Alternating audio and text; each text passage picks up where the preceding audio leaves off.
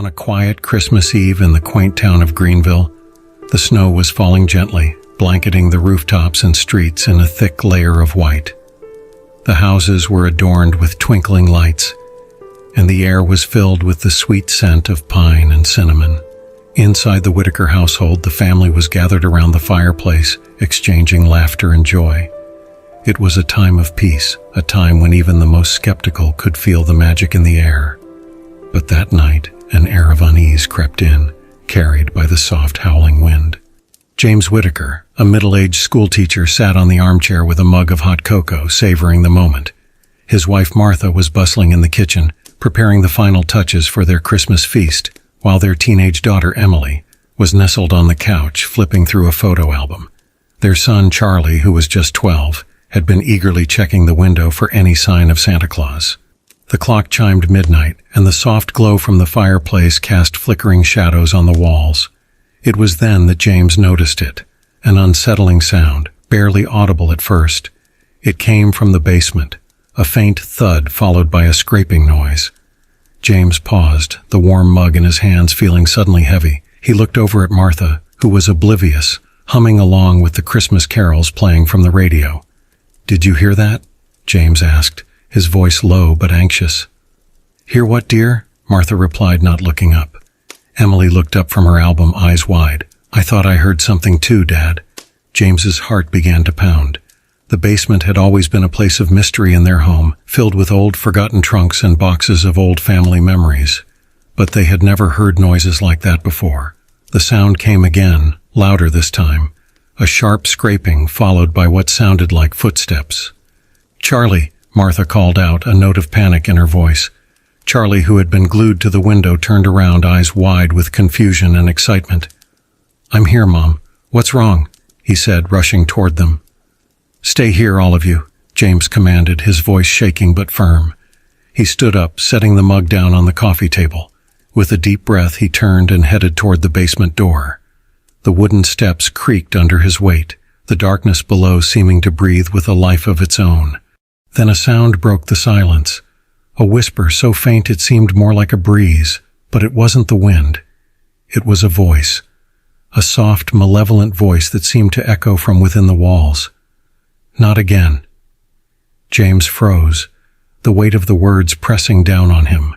His mind raced with memories he couldn't place, faces he couldn't recall. He stumbled back toward the stairs, tripping over a loose board.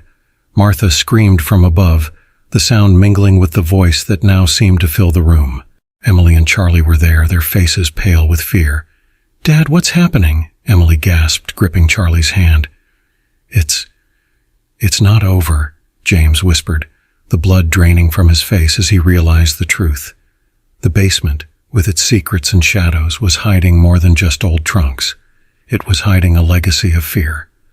The Whitaker family had been the latest in a long line of residents who had experienced the same haunting every Christmas Eve, an echo of the past that refused to die. Suddenly, Martha's voice broke through the chaos. "James, the book, the journal in the attic, it says, the past will return until the truth is known." James glanced at his family.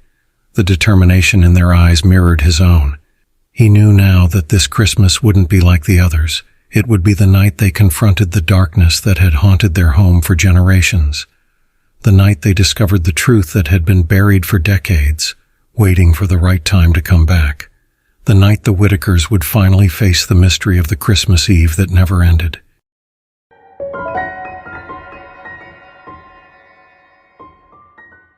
It was the night before Christmas, and the snow fell in gentle shimmering sheets blanketing the small town of Blackridge. The streets were empty, save for the occasional muffled sound of carolers singing in the distance, and the faint glow of street lamps that cut through the dark. Inside the old train station, a sense of nostalgia filled the air as the last train of the season prepared to depart.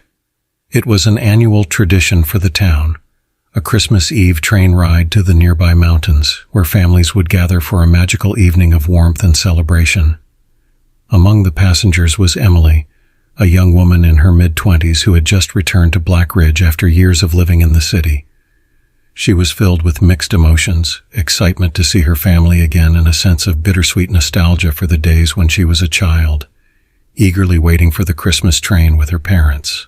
The train, an old steam locomotive named the Midnight Express, was famous for its history. It had been around for over a century, carrying generations of families up the winding tracks that led to the snow-draped cabins nestled in the heart of the forest. The train whistle pierced the cold, crisp air, signaling that it was time to board.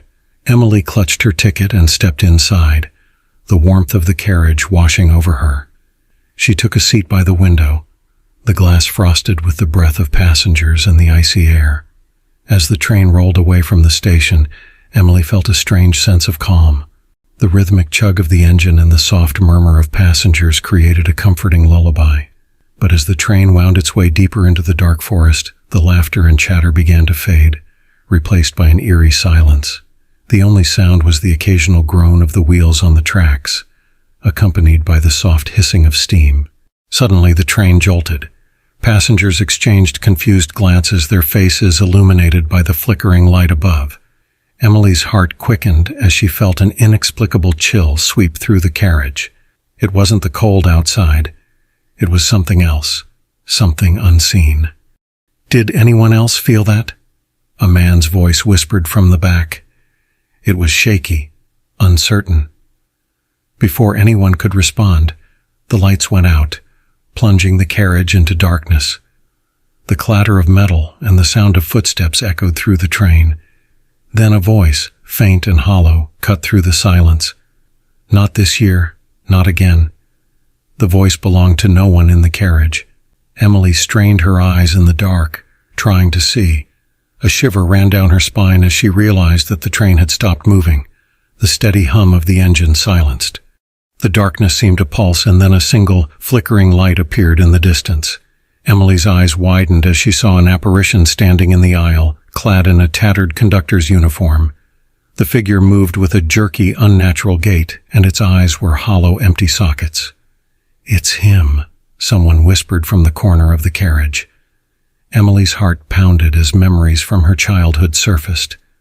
The stories her grandmother had told her about the ghost of the original conductor who had died in a tragic accident on Christmas Eve, his final whistle echoing through the forest as the train plummeted into the snow.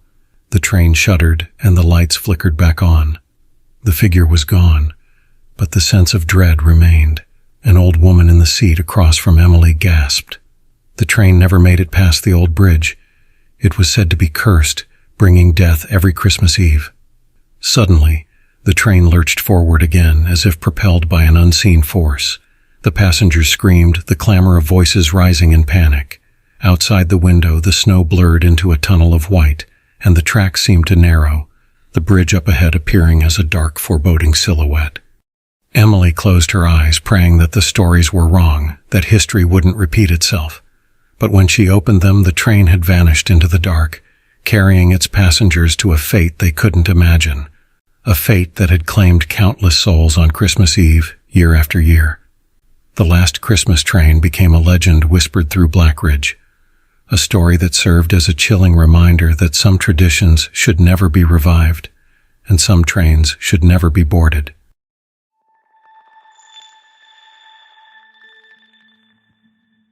The town of Winter Grove had always been a place of wonder during the Christmas season. Nestled between snow-capped mountains and dense pine forests, it was a picturesque scene that seemed almost frozen in time. Each year the townspeople would gather around the grand Christmas tree in the town square, its lights sparkling against the backdrop of the long winter night. But this year, the air was different.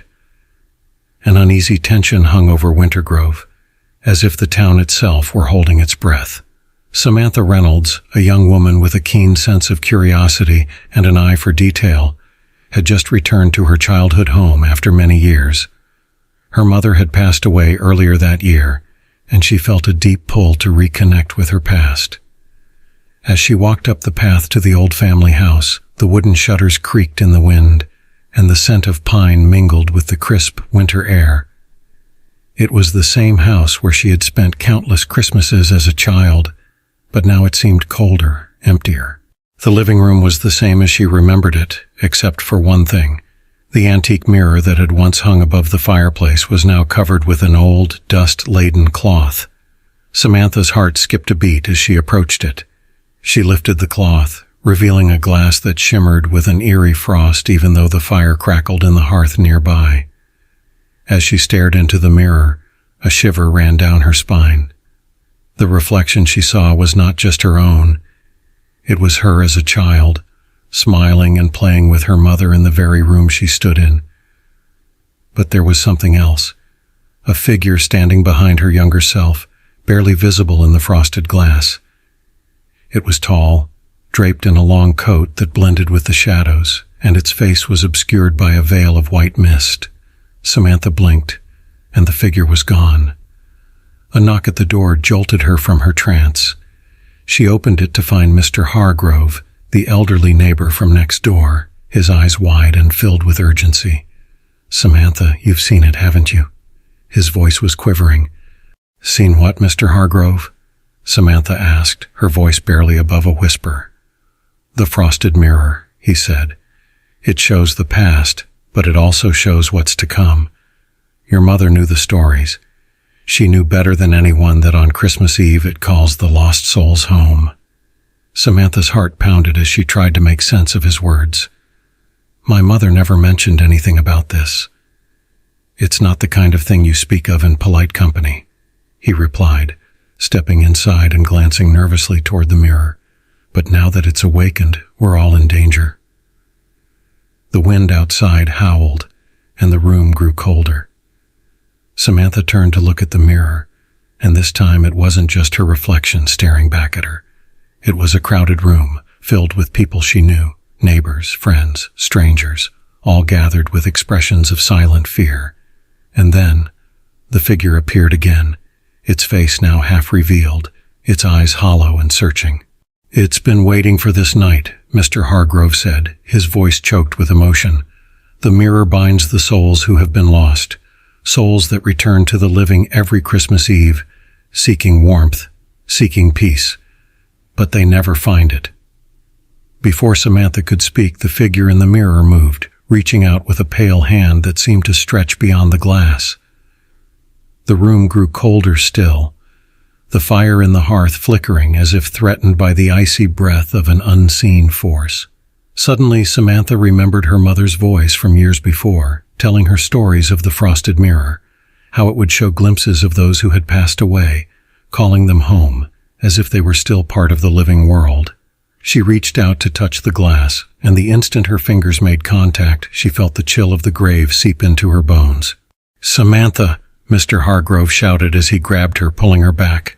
But it was too late. The room was filled with whispers, voices of the past blending with the wind, singing carols that turned into a haunting wail. The reflection in the mirror shifted, and Samantha saw her mother smiling, reaching out. And then everything went black. When the townspeople found Samantha the next morning, she was sitting in front of the mirror, her expression serene, as if she had simply fallen asleep. But the frost had melted, revealing the glass beneath, a glass that now held only one reflection, Samantha's, surrounded by the soft glow of Christmas lights and the whispers of lost souls that would never truly leave Wintergrove. The frosted mirror became a tale whispered with a mix of fear and reverence, a reminder that some reflections show more than just what's in front of them. They show what's lost, what's waiting, and what can never be forgotten.